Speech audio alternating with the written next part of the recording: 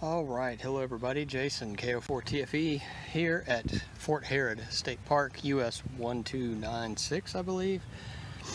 Maybe it's 1269, either way.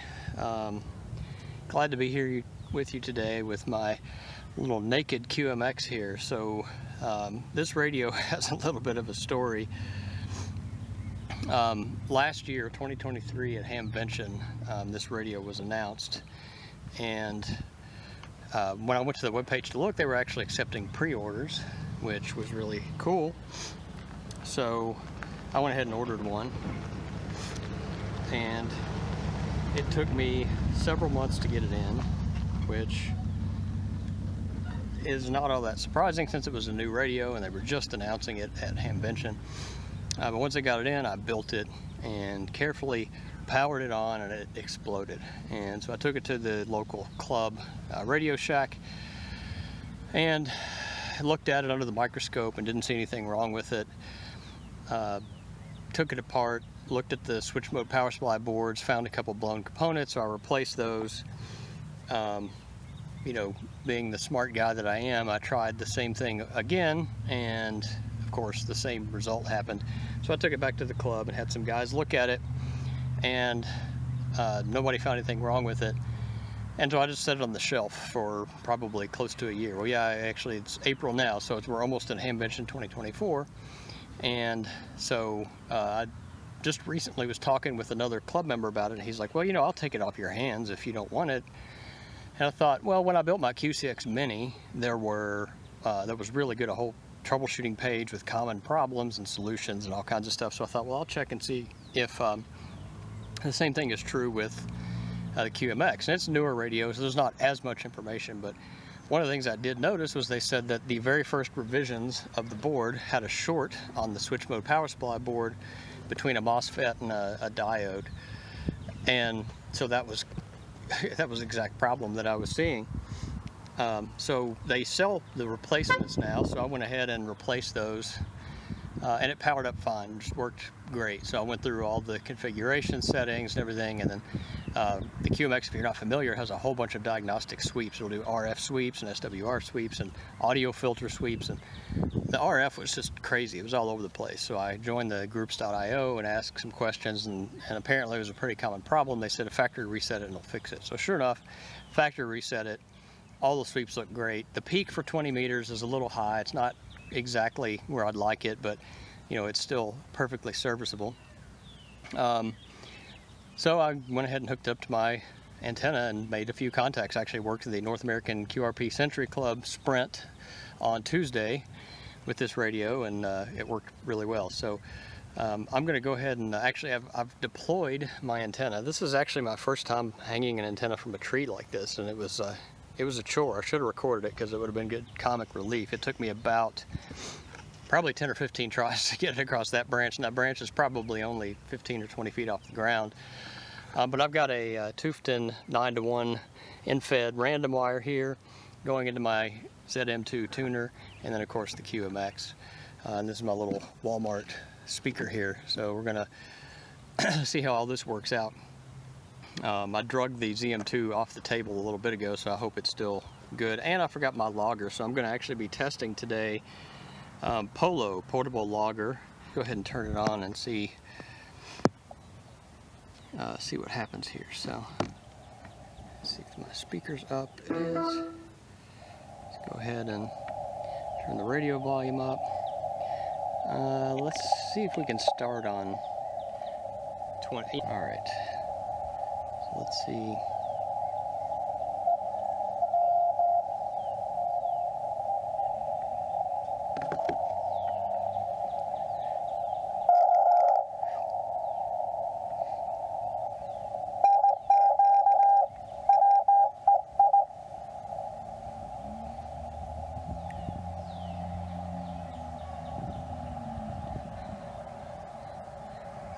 All right. Not hear anything here, so let's see if I can peak the noise here.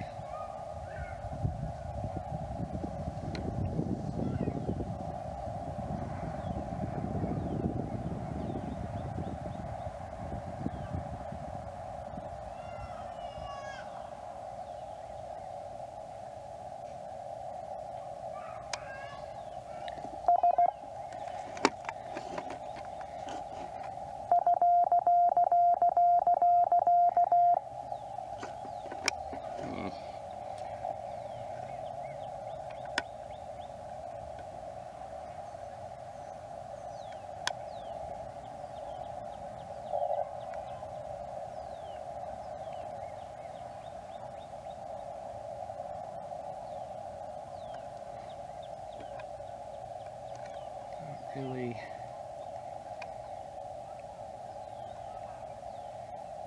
hearing any difference here.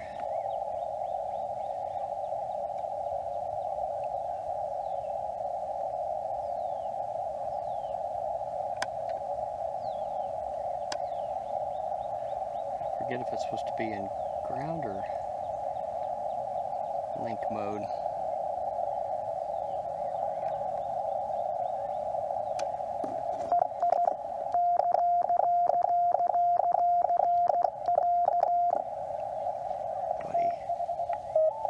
I don't know if there's a contest or what's going on.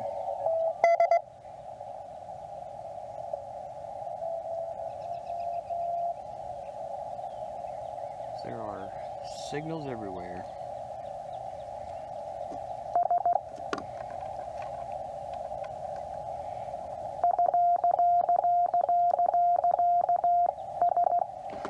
All right, so let's see.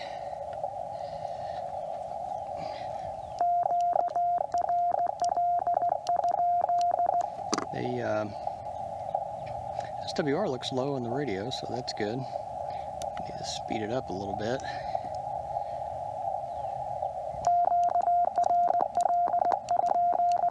Hope you can see the screen. There's actually, so the power meter is two parts. The top part is power, and the bottom part is SWR.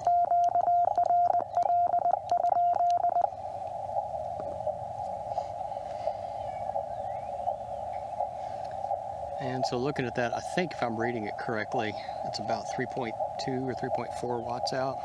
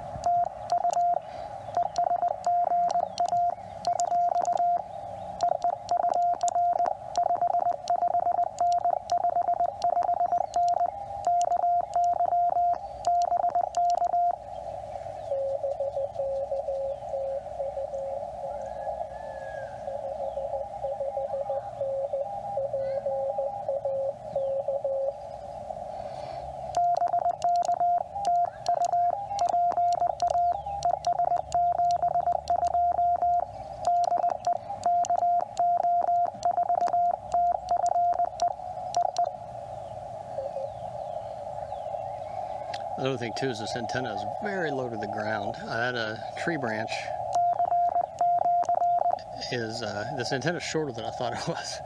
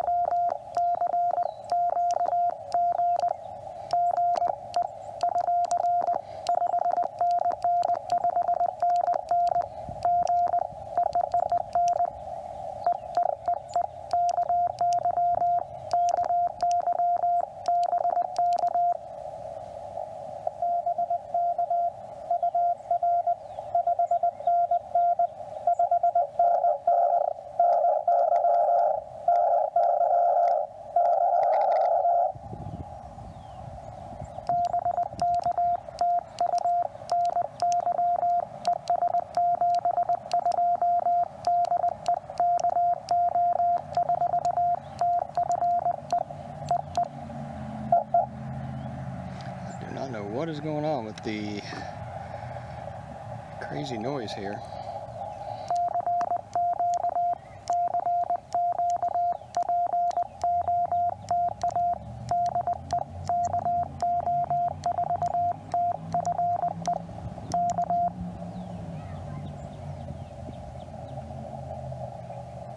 Well, let's see, I've been spotted at 10 dB.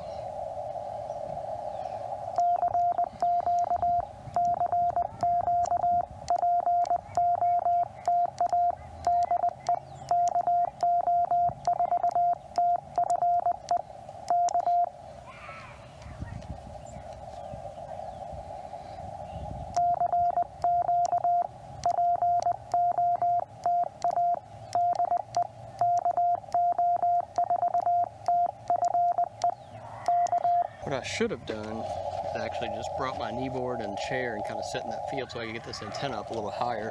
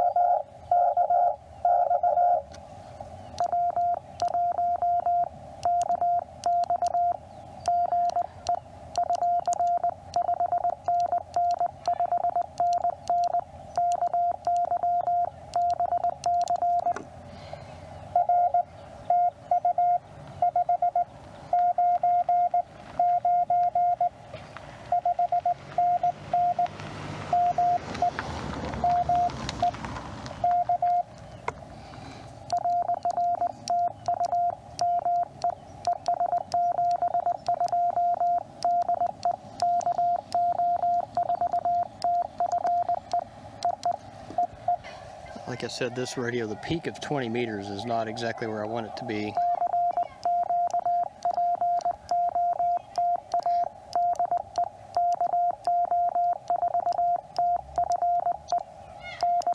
And also,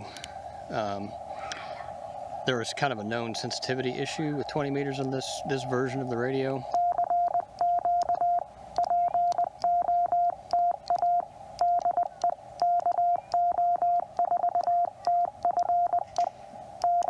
Kind of one of the dangers of being an early adopter, right? You get all the bugs worked out. You don't get all the bugs worked out right off.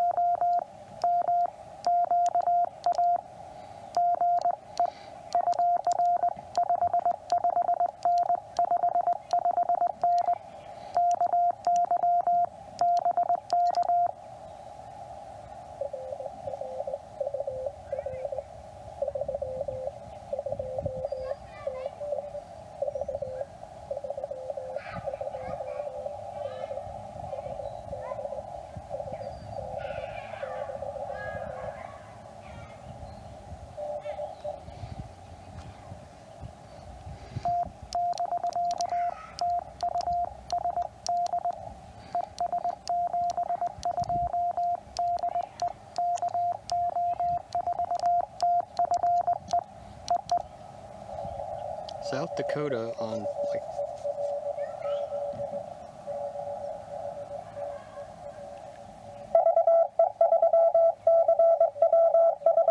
wow, what is going on with the volume? I've got AGC turned on.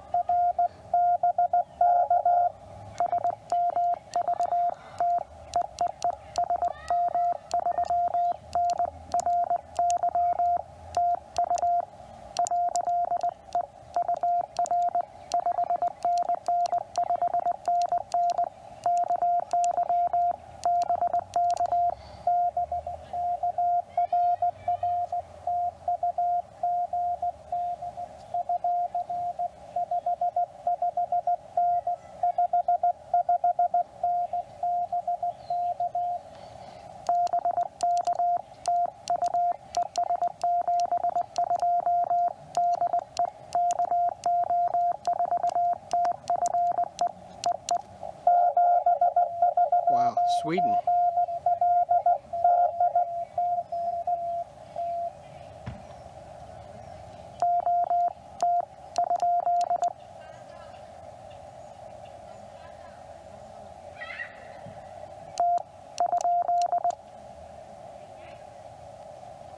Sweden on 3.6 watts. That's crazy.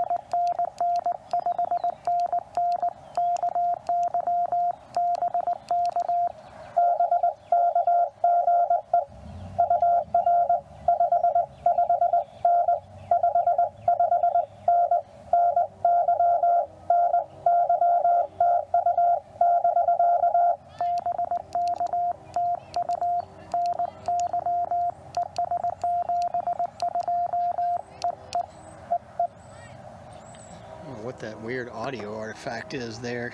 Could be something with the AGC.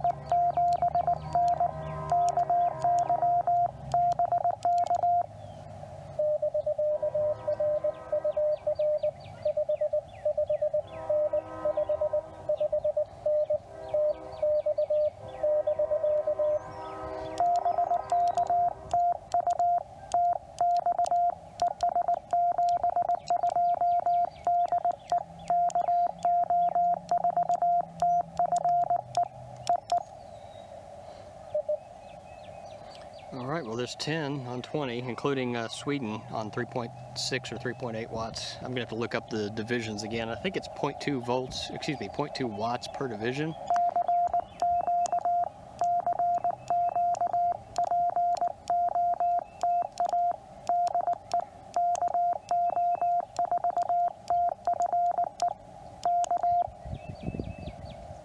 I will look that up and make a note and let you know how much power I was running on 20 here.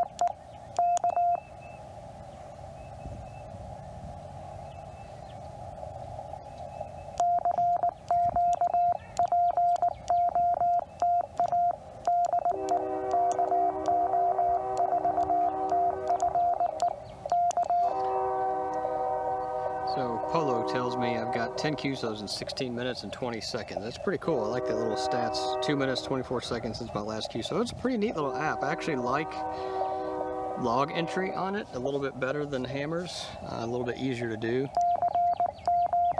And you can keep the screen awake, which is nice.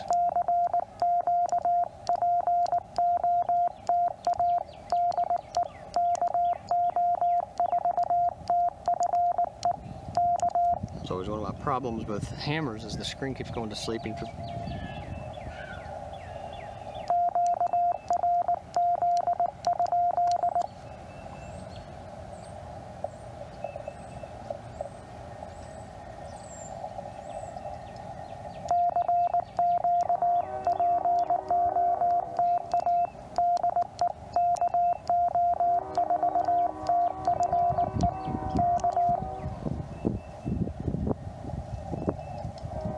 Still got a little bit of issues to work out on this radio.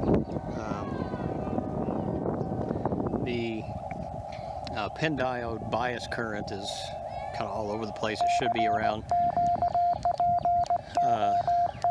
30 milliamps.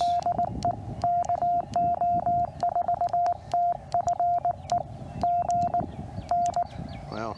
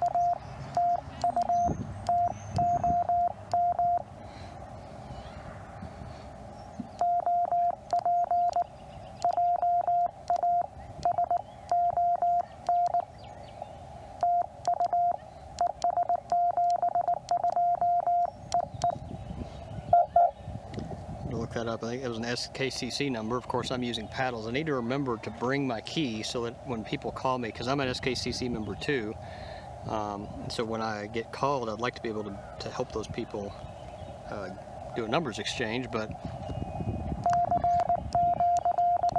I always forget.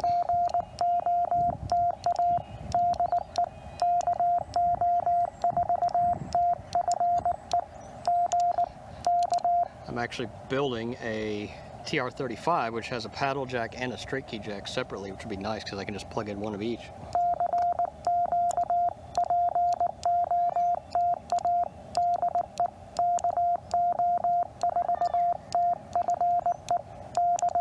Alright, I think I'm going to move maybe down to 30, just so that I can kind of put this radio through its paces a little bit. This is the low band version, so I should be able to do 80, 60, 40, 30, and 20. This antenna I have is not going to tune on 80 or 60.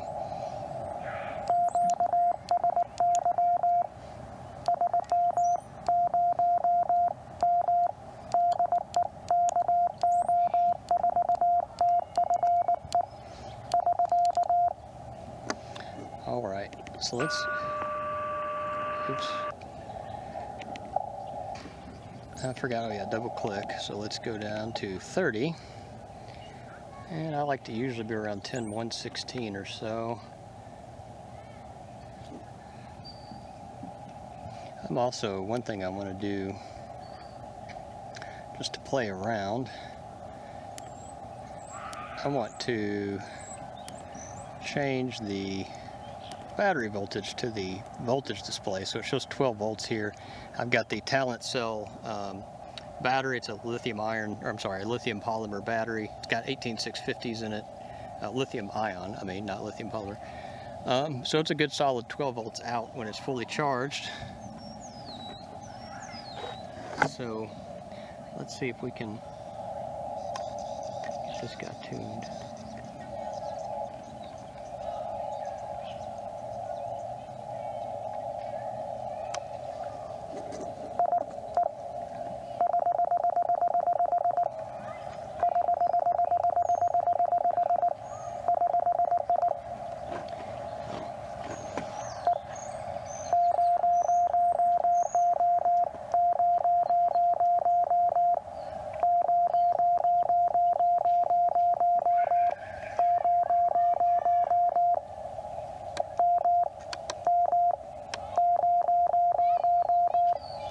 That's pretty low. Let's see what the radio says.